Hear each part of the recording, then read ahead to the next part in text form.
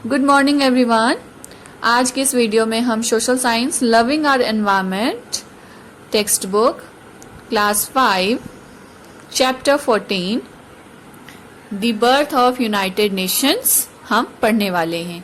सबसे पहले हम बात करते हैं बर्थ ऑफ यूनाइटेड नेशंस, यानी यूनाइटेड नेशन जो है उसका बर्थ, यानी कि वो किस तरीके से इस मतलब फॉर्म हुई या फॉर्मेशन में आई, क्या नीड पड़ी इसकी। ठीक है, तो आप सभी को ये तो पता ही है बच्चों, the United Nation is an international organisation of countries which was founded to promote world peace and cooperation.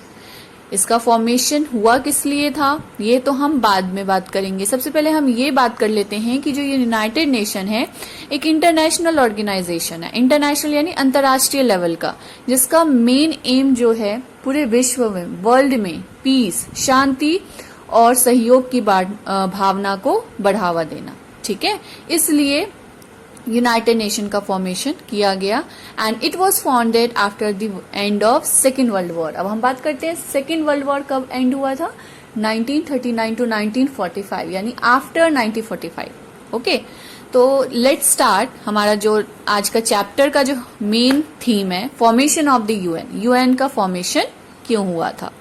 Let's see बेटा, The two world wars caused a lots of destruction। तो सबसे पहले हम बात कर लेते हैं जो हमारे टू वर्ल्ड वॉर्स हुए थे। फर्स्ट वर्ल्ड वॉर हुए थे हमारे 1914 टू 1918 और सेकेंड वर्ल्ड वॉर हुआ था हमारा 1939 टू 1945। इन टू वर्ल्ड वॉर्स ने देश में अशांति फैला दी थी, बहुत ज्यादा डिस्ट्रक्शंस हुए थे, हानि हुई थी, बहुत प्रॉब्लम्स हुई थी। Men, women, children सब lost their lives and many more people were left homeless। बहुत सारे लोगों ने अपनी जिंदगी गंवा दी, बहुत सारे लोग बेघर हो गए। और इस वजह से टू वर्ल्ड वॉर्स में सिर्फ यही नहीं हुआ बच्चों, इवन हमारी जो मनी है, जो पैसे हैं, उसकी भी बहुत बर्बादी हुई। इसलिए many countries realized that wars were not a solution to any problems। इसलिए कई सारे देशों ने ये समझा और ये समझने की कोशिश की कि जो युद्ध है, जो ये लड़ाइयां हैं, ये हमारे प्रॉब्लम का सॉल्यूशन नहीं है, हमें इसको रोकना है। So these countries decided that an organization should be formed to stop such wars in future। और उन्होंने सोचा कि एक ऐसा ऑर्गेनाइजेशन हमारे पास हो जो फ्यूचर में, भविष्य में इस वॉर को रोक सके। और वो ऑर्गेनाइजेशन क्या था बच्चों, यूनाइटेड नेशन ऑर्गेनाइजेशन, जिसे बाद में हम यूनाइटेड नेशन कहने लगे। यानी पहले इसका पूरा नाम था यूनाइटेड नेशन ऑर्गेनाइजेशन।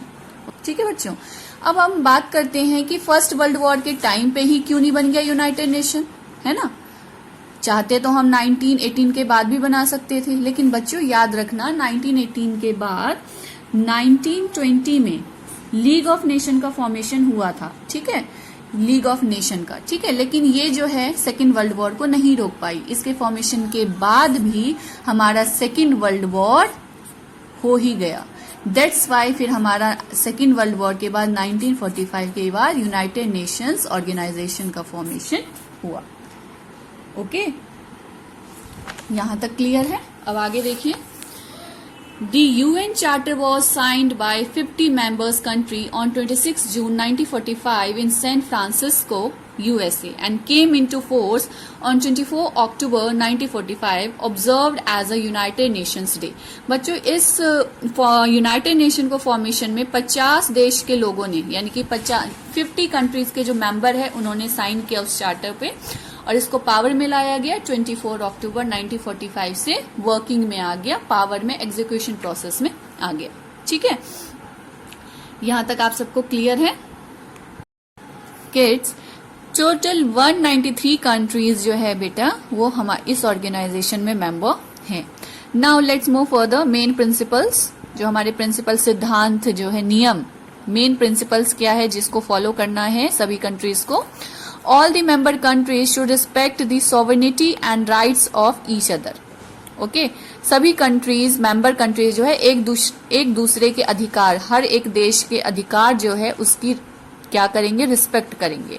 ये नहीं कि उनका जो मन करे वो करें। Threats and use of force should be avoided. किसी को डराना या फोर्स का यूज करना, पावर का यूज करना, इसको अवॉइड करेंगे। Only peaceful means should be use to settle disagreements.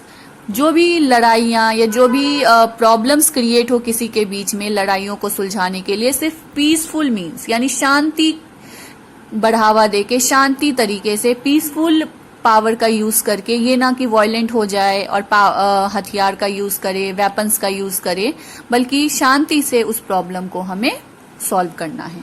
They must support and cooperate with the UN in all it's activities. And UN की जितने भी एक्टिविटीज होती है उसमें उनको सपोर्ट करना है, उनको कोऑपरेट करना है। ये नहीं कि नहीं ये हमारा काम नहीं है तो हमें कोऑपरेट नहीं करना। जितने भी मेंबर कंट्रीज है उन सबके लिए ये प्रिंसिपल्स लागू किए गए। ठीक है। Now objectives of the UN. अब इनके क्या ऑब्जेक्टिव्स है, क्या उद्देश्य है। ठीक है। सबसे पहले तो मेन है इंटरनेशनल पीस एंड सिक्योरिटी, पूरे विश्व में शांति और सुरक्षा की भावना को बढ़ावा देना। To develop friendly relation among nation with equal rights for all. जितने भी हमारे कंट्री है, मेंबर कंट्रीज है, सभी में दोस्ती का भावना हो। ठीक है। फ्रेंडली रिलेशन हो, ये नहीं कि वो हमारा दुश्मन है। ठीक है। To improve the condition of the people of the world peaceful in cooperation with other nation. हर एक कंट्री के जो लोग हैं उनकी कंडीशन को इम्प्रूव करने की हमें कोशिश करनी है। वर्ल्ड में कंडीशन अलग अलग कंट्रीज में जो प्रॉब्लम है उसको सॉल्व करने की कोशिश करनी है, वो भी पीसफुली, शांति से। Okay. To promote respect for human rights and support the freedom of all people without discriminating on the grounds of race, sex, religion and language. हर एक मेंबर, हर एक इंडिविजुअल पर्सन, चाहे वो किसी भी कंट्री से क्यों ना बिलोंग करता हो, ये देखना है कि उसकी राइट्स एंड उसे किसी भी तरीके से डिस्क्रिमिनेट ना किया जाए, उसकी रिस्पेक्ट की जाए।